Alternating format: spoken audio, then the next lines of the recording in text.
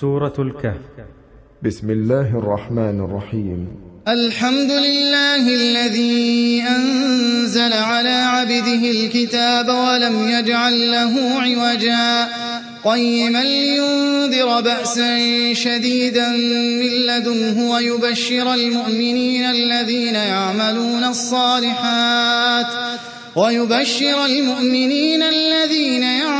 الصالحات أن لهم أجرا حسنا ماكثين فيه أبدا وينذر الذين قالوا اتخذ الله ولدا ما لهم به من علم ولا لآبائهم كبرت كلمة تخرج من أفواههم إن يقولون إلا كذبا فلعلك باخع نفسك على آثارهم إن لم يؤمنوا بهذا الحديث أسفا إنا جعلنا ما على الأرض زينة لها لنبلوهم أيهم أحسن عملا وإنا لجاعلون ما عليها صعيدا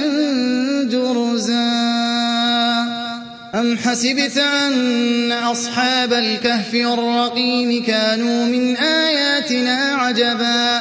إذ أوى الفتية إلى الكهف فقالوا ربنا آتنا من لدنك رحمة وهيئ لنا من أمرنا رشدا فضربنا على آذانهم في الكهف سنين عددا ثم بعثناهم لنعلم أي الحزبين أحصى لما لبثوا أمدا نحن نقص عليك نبأهم بالحق إنهم فتية آمنوا بربهم وزدناهم هدى وربطنا على قلوبهم إذ قاموا فقالوا ربنا رب السماوات والأرض لن ندعو من دونه إلها لقد قلنا إذا شططا هؤلاء قوم اتخذوا من دونه آلهة لولا يأتون عليهم بسلطان بين فمن أظلم ممن افترى على الله كذبا وإذ اعتزلتموهم وما يعبدون إلا الله فأووا إلى الكهف ينشر لكم ربكم من رحمته ويهيئ لكم من أمركم مرفقا وترى الشمس إذا طلعت تزاور عن كهفهم ذات اليمين وإذا غربت تقرضهم ذات الشمال وهم في فجوة منه ذلك من آيات الله من يهد الله فهو المهتد ومن يضلل فلن تجد له وليا مرشدا وتحسبهم أيقاظا وهم رقود ونقلبهم ذات اليمين وذات الشمال وكلبهم باسط ذراعيه بالوصيد لو اطلعت عليهم لوليت منهم فرارا ولملئت منهم رعبا وكذلك بعثناهم ليتساءلوا بينهم قال قائل منهم كم لبثتم قالوا لبثنا يوما أو بعض يوم قالوا ربكم أعلم بما لبثتم فابعثوا أحدكم بورقكم هذه إلى المدينة فلينظر أيها أزكى طعاما فليأتكم برزق منه وليتلطف ولا يشعرن بكم أحدا إنهم إن يظهروا عليكم يرجموكم أو يعيدوكم في ملتهم ولن تفلحوا إذن أبدا وكذلك أعثرنا عليهم ليعلموا أن وعد الله حق وأن الساعة لا ريب فيها إذ يتنازعون بينهم أمرهم فقالوا ابنوا عليهم بنيانا ربهم أعلم بهم قال الذين غلبوا على أمرهم لنتخذن عليهم مسجدا سيقولون 3 رابعهم كلبهم ويقولون 5 سادسهم كلبهم رجما بالغيب ويقولون 7 وثامنهم كلبهم قل ربي أعلم بعدتهم ما يعلمهم إلا قليل فلا تمار فيهم إلا مراء ظاهرا ولا تستفت فيهم منهم أحدا ولا تقولن لشيء إني فاعل ذلك غدا إلا أن يشاء الله واذكر ربك إذا نسيت وقل عسى أن يهديني ربي لأقرب من هذا رشدا ولبثوا في كهفهم 300 سنين وازدادوا 9 قل الله أعلم بما لبثوا له غيب السماوات والأرض أبصر به وأسمع ما لهم من دونه من ولي ولا يشرك في حكمه أحدا واتل ما أوحي إليك من كتاب ربك لا مبدل لكلماته ولن تجد من دونه ملتحدا واصبر نفسك مع الذين يدعون ربهم بالغداة والعشي يريدون وجهه ولا تعد عيناك عنهم تريد زينة الحياة الدنيا ولا تطع من أغفلنا قلبه عن ذكرنا واتبع هواه وكان أمره فرطا وقل الحق من ربكم فمن شاء فليؤمن ومن شاء فليكفر إنا أعتدنا للظالمين نارا أحاط بهم سرادقها وإن يستغيثوا يغاثوا بماء كالمهل يشوي الوجوه بئس الشراب وساءت مرتفقا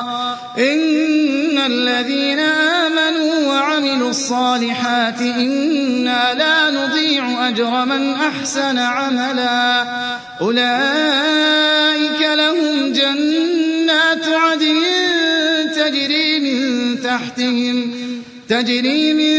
تحتهم الأنهار يحلون فيها من أساور من ذهب ويلبسون ثيابا خضرا من سندس واستبرق متكئين فيها على الأرائك نعم الثواب وحسنت مرتفقا واضرب لهم مثل الرجلين جعلنا لأحدهما جنتين من أعناب وحففناهما بنخل وجعلنا بينهما زرعا كلتا الجنتين آتت أكلها ولم تظلم منه شيئا وفجرنا خلالهما نهرا وكان له ثمر فقال لصاحبه وهو يحاوره أنا أكثر منك مالا وأعز نفرا ودخل جنته وهو ظالم لنفسه قال ما أظن أن تبيد هذه أبدا وما أظن الساعة قائمة ولئن رددت إلى ربي لأجدن خيرا منها منقلبا قال له صاحبه وهو يحاوره أكفرت بالذي خلقك من تراب ثم من نطفة ثم سواك رجلا لكن هو الله ربي ولا أشرك بربي أحدا ولولا إذ دخلت جنتك قلت ما شاء الله لا قوة إلا بالله إن ترني أنا أقل منك مالا وولدا فعسى ربي أن يؤتيني خيرا من جنتك ويرسل عليها حسبانا من السماء فتصبح صعيدا زلقا أو يصبح ماؤها غورا فلن تستطيع له طلبا وأحيط بثمره فأصبح يقلب كفيه على ما أنفق فيها وهي خاوية على عروشها ويقول يا ليتني لم أشرك بربي أحدا ولم تكن له فئة ينصرونه من دون الله وما كان منتصرا هنالك الولاية لله الحق هو خير ثوابا وخير عقبا واضرب لهم مثل الحياة الدنيا كماء أنزلناه من السماء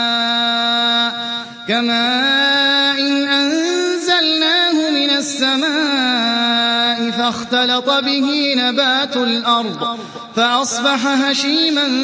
تذروه الرياح وكان الله على كل شيء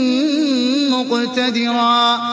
المال والبنون زينة الحياة الدنيا والباقيات الصالحات خير عند ربك ثوابا وخير أملا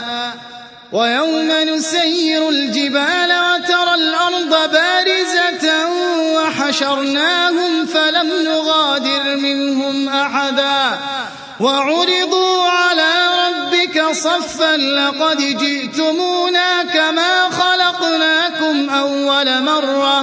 بل زعمتم أن لن نجعل لكم موعدا ووضع الكتاب فترى المجرمين مشفقين مما فيه ويقولون يا ويلتنا ما لهذا الكتاب لا يغادر صغيرة ولا كبيرة إلا أحصاها ووجدوا ما عملوا حاضرا ولا يظلم ربك أحدا وإذ قلنا للملائكة اسجدوا لآدم فسجدوا إلا إبليس كان من الجن ففسق عن أمر ربه أفتتخذونه وذريته أولياء من دوني وهم لكم عدو بئس للظالمين بدلا ما أشهدتهم خلق السماوات والأرض ولا خلق أنفسهم وما كنت متخذ المضلين عضدا ويوم يقول نادوا شركائي الذين زعمتم فدعوهم فلم يستجيبوا لهم وجعلنا بينهم موبقا ورأى المجرمون النار فظنوا أنهم مواقعوها ولم يجدوا عنها مصرفا ولقد صرفنا في هذا القرآن للناس من كل مثل وكان الإنسان أكثر شيء جدلا وما منع الناس أن يؤمنوا إذ جاءهم الهدى ويستغفروا ربهم إلا أن تأتيهم سنة الأولين أو يأتيهم العذاب قبلا وما نرسل المرسلين إلا مبشرين ومنذرين ويجادل الذين كفروا بالباطل ليدحضوا به الحق واتخذوا آياتي وما أنذروا هزوا ومن أظلم ممن ذكر بآيات ربه فأعرض عنها ونسي ما قدمت يداه إنا جعلنا على قلوبهم أكنة أن يفقهوه وفي آذانهم وقرا وإن تدعهم إلى الهدى فلن يهتدوا إذن أبدا وربك الغفور ذو الرحمة لو يؤاخذهم بما كسبوا لعجل لهم العذاب بل لهم موعد لن يجدوا من دونه موئلا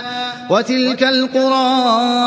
أهلكناهم لما ظلموا وجعلنا لمهلكهم موعدا وإذ قال موسى لفتاه لا أبرح حتى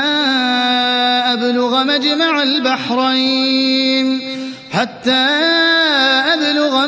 البحرين أو أمضي حقبا فلما بلغا مجمع بينهما نسيا حوتهما فاتخذ سبيله في البحر سربا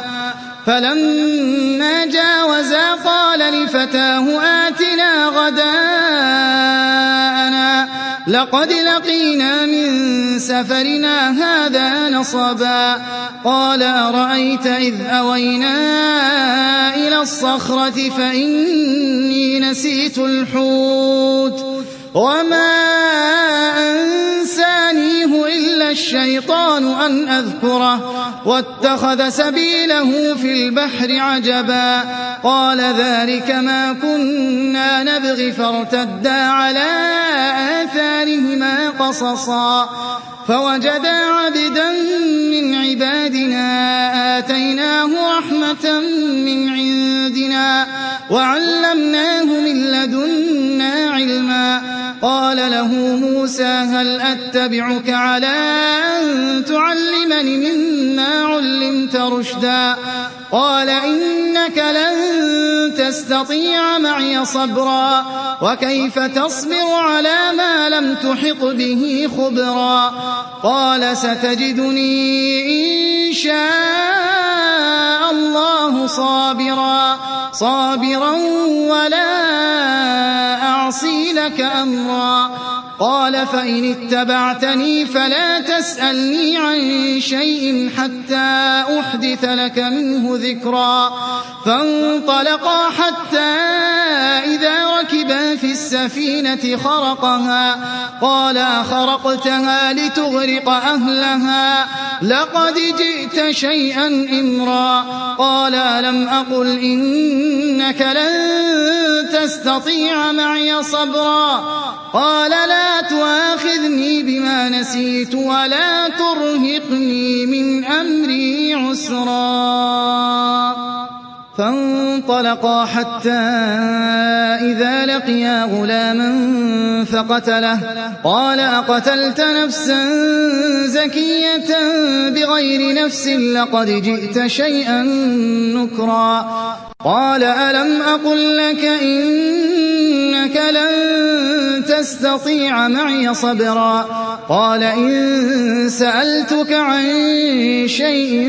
بعدها فلا تصاحبني قد بلغت من لدني عذرا فانطلقا حتى إذا أتيا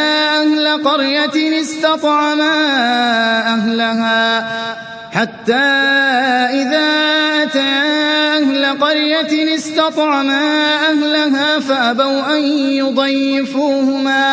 فوجدا فيها جدارا يريد أن ينقض فأقامه قال لو شئت لاتخذت عليه أجرا قال هذا فراق بيني وبينك سأنبئك بتأويل ما لم تستطع عليه صبرا أما السفينة فكانت لمساكين يعملون في البحر فأردت أن أعيبها وكان وراءهم ملك يأخذ كل سفينة غصبا وأما الغلام فكان أبواه مؤمنين فخشينا أن يرهقهما طغيانا وكفرا فأردنا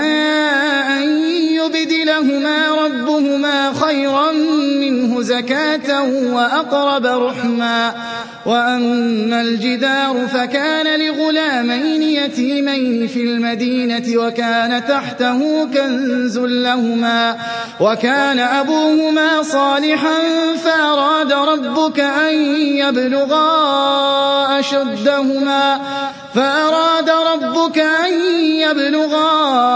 أشدهما ويستخرجا كنزهما رحمة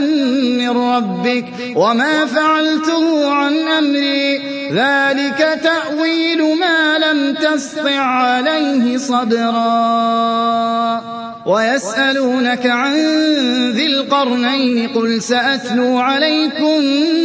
منه ذكرا إنا مكنا له في الأرض وآتيناه من كل شيء سببا فأتبع سببا حتى إذا بلغ مغرب الشمس وجدها تغرب في عين حمئة ووجد عندها قوما قلنا يا ذا القرنين إما أن تعذب وإما أن تتخذ فيهم حسنا قال أما من ظلم فسوف نعذبه ثم يرد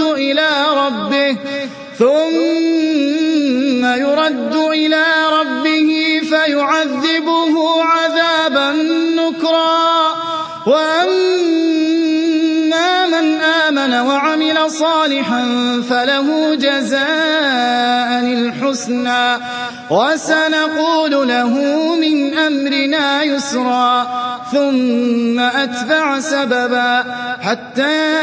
إذا بلغ مطلع الشمس وجدها تطلع على قوم لم نجعل لهم من دونها سترا كذلك وقد أحطنا بما لديه خبرا ثم أتبع سببا حتى إذا بلغ بين السدين وجد من دونهما قوما لا يكادون يفقهون قولا قالوا يا ذا القرنين إن يأجوج ومأجوج مفسدون في الأرض فهل نجعل لك خرجا على أن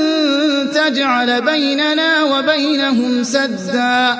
قال ما مكني فيه ربي خير فأعينوني بقوة أجعل بينكم وبينهم ردما آتوني زبر الحديد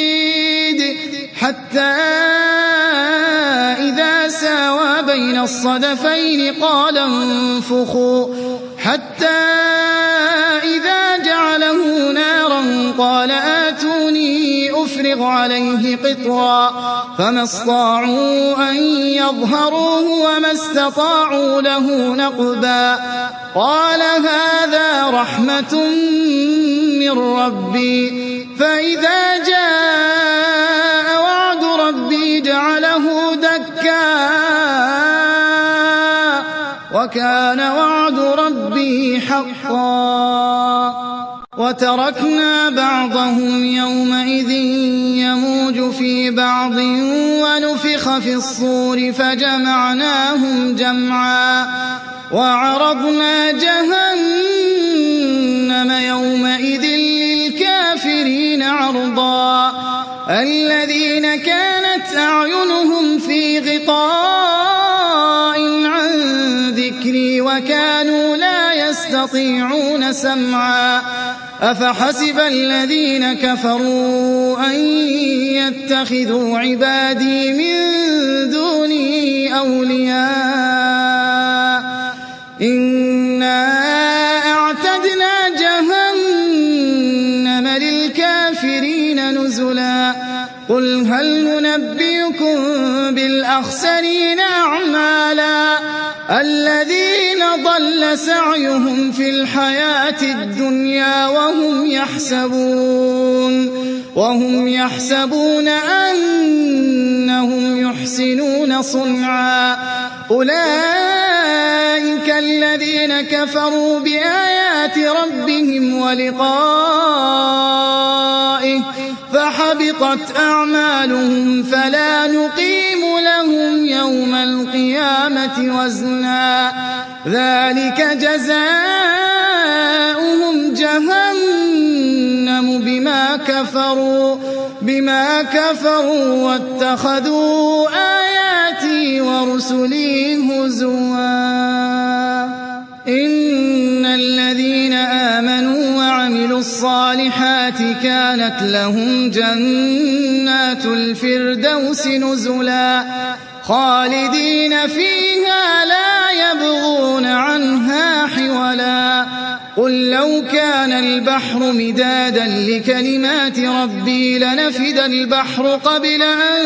تنفد كلمات ربي ولو جئنا بمثله مددا قل إنما أنا بشر مثلكم يوحى إلي أنما إلهكم إله واحد فمن كان يرجو لقاء ربه فليعمل عملا صالحا ولا يشرك بعبادة ربه أحدا